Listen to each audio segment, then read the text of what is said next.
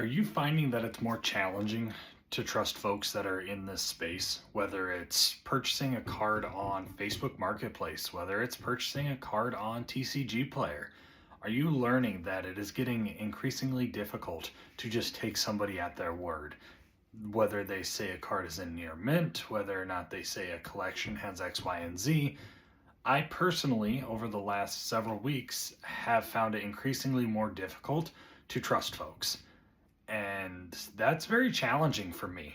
I tend to be a very trustworthy person, even though I have gone through different trials and tribulations as those have, right, with my past careers and all those different pieces. I always see the best in people, right? You always hope to see, hey, they have good intentions. They're not trying to screw you over. They're not trying to do X, Y, and Z. However, the more in depth and engrossed I get in this hobby, I find that more and more difficult. I'd love to hear about your experiences. If you feel something similar, drop a comment down below and give me your thoughts, and I'm gonna jump into it here. Recently, I purchased 10 cards on TCGPlayer that were the same card. I was looking to make a grading play. I made a video on it previously in the past week where I look at different promos of, hey, I think this one's going to go up. For example, the card I am talking about in this video is Mimikyu from the Celebrations, the promo card. With 30th anniversary coming up, all the celebration cards are running. The Mimikyu has about a 25, 23-ish gem mint rate, right? So it is very difficult to grade it. I was looking at purchasing 10 to 20 off of TCGPlayer to say, hey, maybe I can grade 2 or 3 and then just hold on to them for 6 months as they're going to continue to rise, even if I can just get my money back, right? The PSA 10s are running about $300 and $350. So again, bought 10 cards to see if I could grade maybe one of them. This one I wasn't looking to send all 10, as I'm sure they've been picked through. It's an older card. I was mainly just, again, looking to send one card off. So got several in the mail the other day, and I was going through them the day before last. So today is what? Thursday, math is hard. I was going through them on Tuesday, and one of the cards I got was extremely damaged. Back of the card completely destroyed. I sent the seller a message and I was like, hey, I purchased a near mint card. I should say prior to sending the seller a message, I did go through and verified my purchase that it said near mint. It wasn't a me error. We've all done that, right? You purchase a card, you get it and you're like, what the heck? And then you look and that's the condition you bought. Nope, I went through, verified it was near mint condition. So I reached out to the seller and said, hey, what's going on? And the response I got back was, I need photos. Like, okay, that's fine. As we all know, TCGPlayer does not allow you to upload photos, and even in their terms and conditions, it says that the buyer is not required to send the seller photographs of the card. I always do just because I try to be honest, and I don't want them to think I'm trying to screw them over, right? I buy a lot of cards on TCGPlayer. I sell on TCGPlayer. So it's one of those where you cover your bases. So asked for his email address, sent him the photo. He then proceeded to claim I swapped out the card. And when I challenged him, I'm like, man, you wrote a handwritten sticky note and put it on the card saver. He was like, oh, like it just completely stopped. He then said, will you take a 5% refund? To which I responded back, obviously, no, I just want to return the card. Here's what I was looking to do with it. I have no use for this card. I would love to send it back to you. All that stuff. He then proceeded to argue with me in the messages, sent me multiple emails.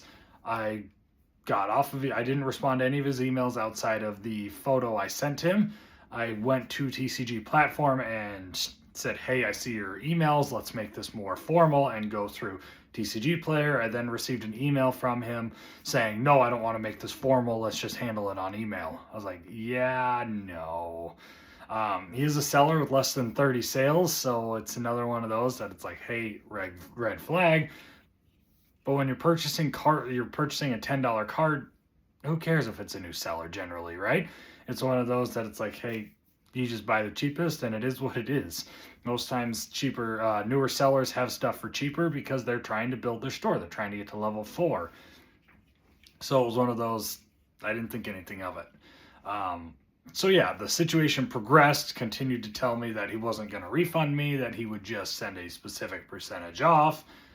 And I pushed back. I sent him the TCGPlayer's terms and conditions and said, hey, it specifically says in here if the condition is not valid compared to what it was listed as, the buyer can request a refund. After about 2 hours of back and forth messages, it was about 25, 30 messages, he finally agreed to refund me. He refunded me and then said I was responsible for shipping and that I had to ship it back to him. At that point, I was pretty frustrated, as anyone would be, right? Been 2 hours trying to just get the card sent back to him. So again, I pulled up the terms and conditions and I copied and pasted it to him, and I said, hey, they specifically say, TCGPlayer being they, that if there is a situation warranting a refund or return be a condition, it is the seller's responsibility to provide postage.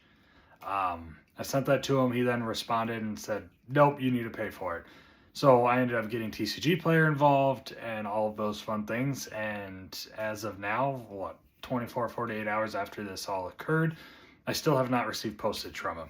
So it will sit on my desk for the next 30 days until he sends postage. And if I don't get anything, we'll go from there, right? Anywho, long-winded story aside, it's getting very challenging for me as I continue to grow and scale my business to trust folks. And that makes this business very hard.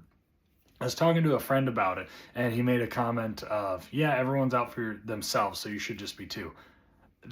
That's not me. That's not how I do business. That's not how I operate. That's how I will never operate.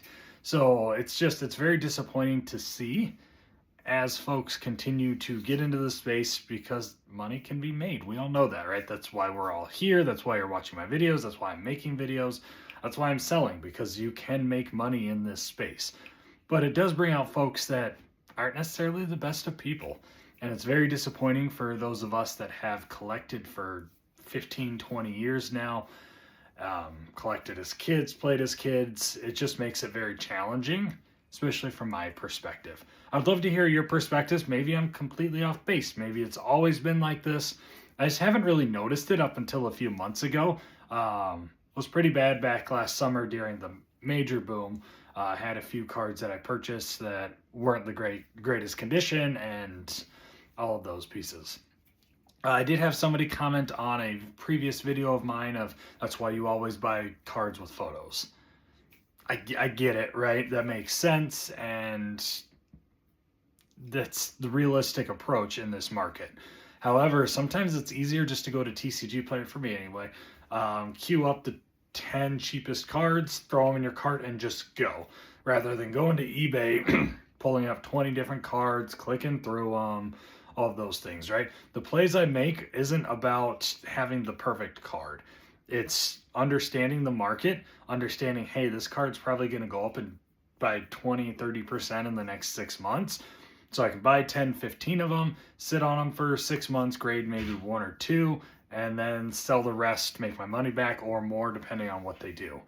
It's just different strokes for different folks, right? We all play the market differently and all of those fun pieces. Anywho, that's enough on my soapbox for today. If you are still here, thanks for being here. As always, I'll see you in the next video.